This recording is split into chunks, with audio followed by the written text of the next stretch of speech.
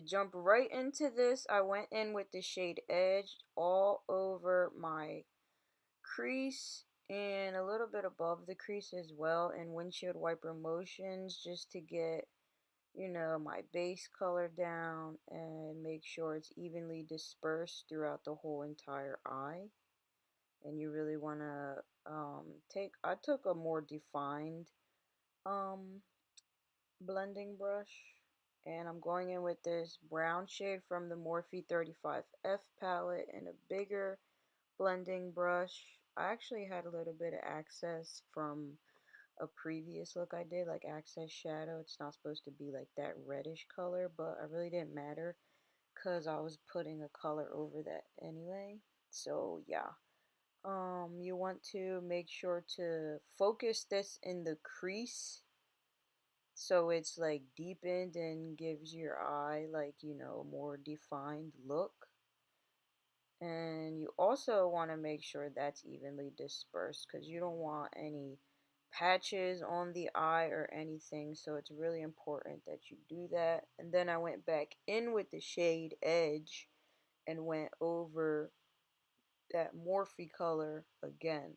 It's basically all about layering, like layering and blending. If you want like a really nice eyeshadow look, you have to blend. It takes time. And then I went in with this new wave color right over top of that like reddish shade, so that's why it didn't really matter. But I went in with a flat shader brush, and I'm just packing that all on my lid like so. I actually love the Subculture palette. I know it's gotten mixed reviews, but if you know how to work with it, then it's really no problem, I see. Pack it on, pack it on, pack it on.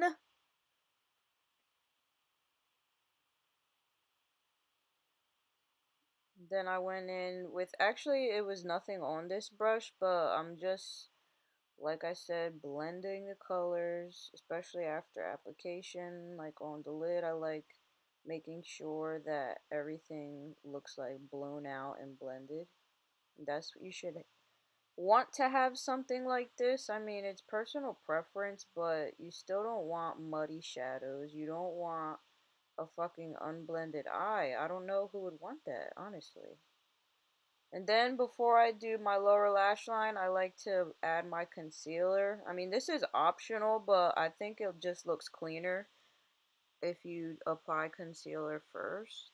So I went in again with that same New Wave shade that's on the lid, and I'm just kind of like placing it first, placing it all over the lower lash line. And I'm making sure it connects. Like I don't know like what else to say. Like just make sure it connects. That's it.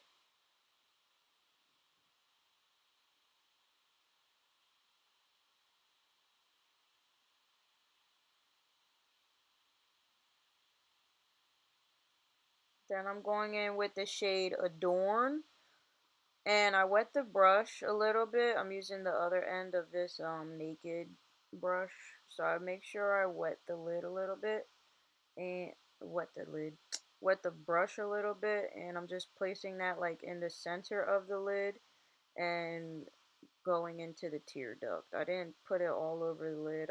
Sometimes I do, sometimes I don't, but for this look, I didn't do that. I just centered it. And it's a really pretty shade. I wish my camera would have focused, but I didn't feel like doing both eyes in this video. I wanted just to focus on one. So yeah, it should look something like that now. This freaking palette is bomb, man. I love the way this look turned out. Then I'm taking the shade Cube and I'm going in the tear duct. It's like a pink iridescent shade. You could use a highlighter for this. You can use any shimmer shade really, but I just like how that looked. It's just like opens your eyes and makes you look more awake. And of course I took my NYX Jumbo pencil in milk right on the Um, Lash line, I just went over that, making sure it's really, really white, and then I cleaned up anything that got on my actual skin, because I don't like when it looks like runny. Then I'm taking the lashes and go big or go home, and that's the look, guys. Please blend and get your fucking life right. Amen.